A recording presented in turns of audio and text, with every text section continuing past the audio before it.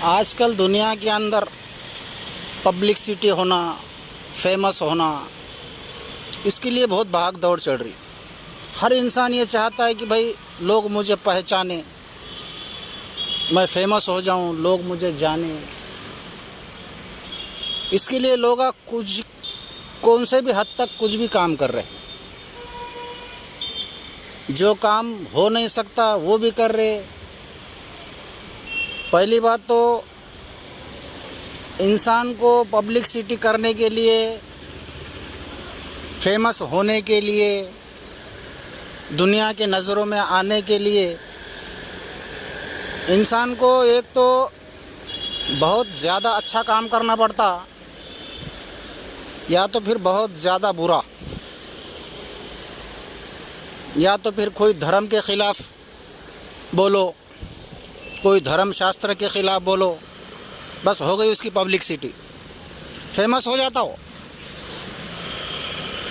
इसी तरह आज कुछ दिनों में एक मैटर बहुत ही चल रहा, वसीम रिजवी का। हमारे वसीम रिजवी भाई ने तो एक अलग ही कारनामा कर दी। उन्होंने कुरान को तो इतनी अच्छी तरह से पढ़े, इतना गौर से पढ़े, ध्यान लगा के पढ़े,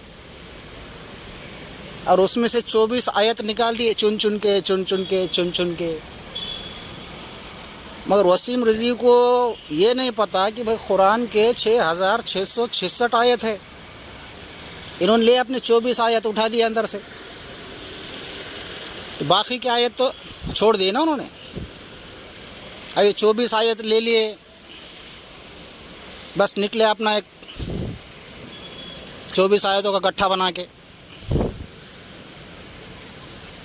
चले अपना। बोले 24 आयत बोले इंसानों को लड़ाने में बहुत बढ़ावा दे रही। इस 24 आयतों को लेके बोले आपस में लड़ाइयाँ बहुत हो रही, जहाद हो रहे। और यहाँ तक भी नहीं, इन्होंने तो एक हद ही पार कर दिए, कोर्ट में अपील कर दिए कि भाई इस 24 आयतों पे बैन लगा दो।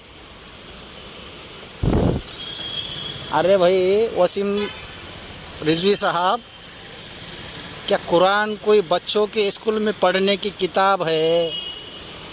हाँ, क्या वो घर में अपन टंगाते हो ग्रामर की किताब है कि भाई इसमें से ये 4-5 आयता, ये 4-5 लाइन को निकाल दो?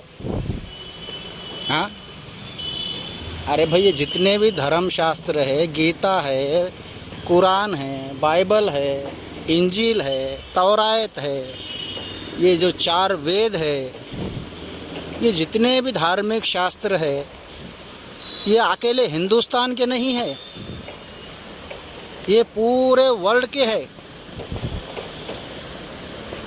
हाँ, अगर हिंदुस्तान की अगर तुम्हारी खाली कोई किताब है तो उसमें ऐसा हो सकता, लेकिन जो किताब पूरे वर्ल्ड की है, पूरे दुनिया की है, और तुम जा रहे कि बोले 24 आयत इसमें से निकाल दो। अरे क्या ये बच्चों का खेल है? हाँ, फिर तो ऐसा करना पड़ेगा, ये हिंदुस्तान की कुरान, ये पाकिस्तान की कुरान, ये सऊदीया की कुरान, हर देश की कुरान अलग करना पड़ेगा ना। तो एक समझदार इंसान इतनी बड़ी गलती कर सकता, ये तो मेरे समझ में नहीं आ रहा। मेरे समझ से आप बहुत पढ़े लिखे हैं, अच्छे पोजीशन पे है, अच्छे पद पे भी है, फिर इतनी बड़ी गलती क्यों करे जो कि हो नहीं सकती? तुम जो बात उछाले उस बात के बारे में कोई भी फैसला नहीं कर सकता। ठीक है, कुरान के अंदर एक 24 आयत ऐसे है कि भाई इंसानों को लड़ने में मदद करती, ये बात सही है, मैं मानता हूँ इस बात को। लेकिन कुरान कोई ऐसी किताब तो नहीं कि भाई किसी ने ला के दे दिया, ए लो कुरान, अल्लाह ताला ने भेजी एक साथ, नहीं ना। अरे भाई कुरान को उतरने के लिए 26 साल का वक्त लग गया है, और उस 26 साल के वक्त के हिसाब से, माहौल के हिसाब से, जिस टाइम जो माहौल रहता था वो माहौल के हिसाब से कुरान उतरता था। फिर कुछ अगले कुछ दिनों के बाद माहौल बदलता था, तो फिर उस माहौल के हिसाब से कुरान उतरता था।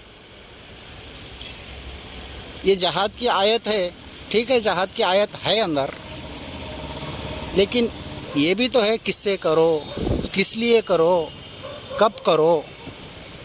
जहाद करने का मतलब थोड़ी चाहिए लिए तलवार उठाए चले रोड से मुंडा काटने को। जहाद का मतलब ये है। जहाद का मतलब है कि भाई जो तुमको तकलीफ़ दे रहा, तुमको जानबूझ के सता रहा, तुम्हारे घर में घुस के तुम्हारे ऊपर जुल्म कर रहा, क्या तुम बचाव के वास्ते एक लकड़ी नहीं उठेंगे? उठेंगे कि नहीं? तो जहाद का मतलब ये है कि भाई बचाव करो, अपने आप को बचाओ। अब बचाने में तलवार तो हिलाना पड़ेगी ना। कि बचाने का मतलब ये तो नहीं कि खाली तलवार लेके खड़ रहेंगे, तुम सामने वाला मार के चले जाएंगे। और सबसे बड़ी बात सोचने की ये है कि भाई जैसा तुमने कुरान को इतना गौर लगा के दिल से बहुत समझदारी से पढ़े, शायद बहुत टाइम भी लगा होगा तुमको पूरा छाटने के में, तो मुझे ये बताओ कुरान के अंदर जहाद करो ये बोले वाला है, तो गीता के अंदर भी बोले वाला है युद्ध करो। क्या राम ने युद्ध नहीं किया? लक्ष्मण ने युद्ध नहीं किया? क्या कृष्ण भगवान ने युद्ध नहीं किए? अरे बाबा, जितने भी धार्मिक जो बुद्ध पुरुष है सब ने युद्ध करे। किससे करे? अधार्मिक लोगों से। और करना ज़रूरी भी है। जब तुमको कुरान के अंदर ही तुमको लगा कि भाई ये जहाद की आयत लोगों को बढ़ावा दे रही, अरे भाई गीता भी तो बोल रही ना युद्ध करो। जिस तरह तुमने कुरान के ख़िलाफ़ आवाज़ उठाए उसी तरह तुमको गीता के ख़िलाफ़ भी उठानी चाहिए। भाई तुम अगर सही युद्ध के ख़िलाफ़ है, अमन परस्त है, तुम दुनिया में शांति चाहते, तो अकेले कुरान ही मिली? तो गीता में नहीं है युद्ध करो? अरे कुरान तो बोल रहा कि जहाद करो, जो तुम पे जुल्म करे, तो तुमको तकलीफ़ दे, उसके साथ। और गीता में तो साफ सीधा कृष्ण भगवान अर्जुन को हुक्म दे रहे हैं कि ऐ अर्जुन तू युद्ध कर। जो कि अर्जुन युद्ध के मैदान से भाग रहा था, पीछे हट रहा था। अर्जुन ने बोला है कि एक कृष्ण भगवान, ये तो मेरे भाई है, ये तो मेरे सगे संबंधी है, ये तो मेरे परिवार के लोग हैं, इनको मैं कैसा मारूं? तो कृष्ण भगवान ने बोला है कि अर्जुन तू नपुंसकता को प्राप्त मत हो, यानी कि तू मर्द है, तू युद्ध कर। इनको मारने से कोई पाप नहीं लगेगा। तो कृष्ण भगवान ने भी बोला युद्ध करो, राम ने भी युद्ध किया, लक्ष्मण ने भी युद्ध किया। पहली बात तो जितने भी बुद्ध पुरुषों ने युद्ध किए और जितने भी धार्मिक शास्त्र में युद्ध की भाषा है, पहली बात तो इस बात को ना आप समझे ना कोई आम लोग समझेंगे। ये युद्ध की भाषा बाहर के युद्ध की भाषा नहीं है, ये अंदर के युद्ध की भाषा है। अंदर का युद्ध बोले तो हुजूर सल्लल्लाहु अलैहि वसल्लम ने जब जंग का माहौल ख़त्म हुआ तो सहाबा को बुला के बोले कि आओ जहाद असगर की तरफ से जहाद अकबर की तरफ, यानी कि अब जहाद करो अपने नफ्स से, अपने आप से, अपने ख्वाहिशात से। ये हुआ। और कृष्ण भगवान ने भी बोला अपने इंद्रियों से युद्ध करो, अपने खुद से युद्ध करो, अपने इच्छाओं से युद्ध करो। वो युद्ध का टाइम था जब युद्ध हो गए। हाँ, आज मुसलमानों में इतनी दुश्मनी है, इसका मतलब क्या है? तुम्हारे सर के लोग। हाँ, कौन से महाभारत में मुसलमान था? महाभारत की जब जंग हुई तो बताओ अंदर एक मुसलमान था? नहीं। करबला की जंग हुई, क्या वहाँ हिंदू था? नहीं था। ये सब आपस के राजनीति के इसके उसके लड़ाइयाँ थे, जो भी होंगे। तो फिर महाभारत में मुसलमान नहीं था और करबला में हिंदू नहीं था, फिर ये दोनों धर्मों के बीच इतनी दुश्मनी क्यों? ये तुम्हारे सर के लोगों ने पैदा की, क्योंकि तुम भी समझ के बात नहीं कर रहे, ना समझीपना कर रहे। अगर तुमको इतना ही सच्चाई से झूठ से लड़ने का शौक़ है तो सारे धर्मों के अंदर झूठ है। हिंदू धर्म के अंदर झूठ है, इस्लाम के अंदर झूठ है। अगर इस झूठ से तुमको अगर लड़ना है तो इंसान बन के लड़ो। तुम एक मुसलमान से हिंदू हो जा रहे, यानी कि तुम सिर्फ एक धर्म को टारगेट कर रहे। ये कौन सी तुम्हारी सच्चाई की लड़ाई है? इसका मतलब तुम पब्लिसिटी के वास्ते कर रहे, कुछ पद पाने के लिए कर रहे। हो सकता 2-3 साल के बाद तुमको एक खासदार का टिकट भी मिलेगा, पब्लिसिटी हो गई ना, और चुन के भी आ जाएंगे तुम। मकसद ये तुम्हारा ये होगा। अगर तुम्हारा मकसद झूठ से लड़ने का है तो इंसान बन के लड़ो। जिस तरह तुमने कुरान के अंदर कमियां को ढूंढा, उसी तरह गीता के अंदर ढूंढो, उसी तरह बाइबल के अंदर ढूंढो, और वो लोगों को बताओ कि तुम्हारे गीता में ऐसा है, तुम्हारे कुरान में ऐसा है, तुम्हारे वेद में ऐसा है। हाँ, अगर लड़ना है तो लड़ो। हर इंसान अपने अपने समझ से चलने का उसको हक है। तुमको अपने समझ से कुछ बोलने का भी हक है। मैं ये नहीं बोल रहा कि कोई धर्म के खिलाफ बोलो मत, बोलना है तो सबके खिलाफ बोलो, सबके धर्मों की स्टडी करो, सब धर्मशास्त्रों की स्टडी करो। धर्मशास्त्र में अलग और बाहर अलग अगर आपको नज़र आ रहा तो इसके खिलाफ बोलो।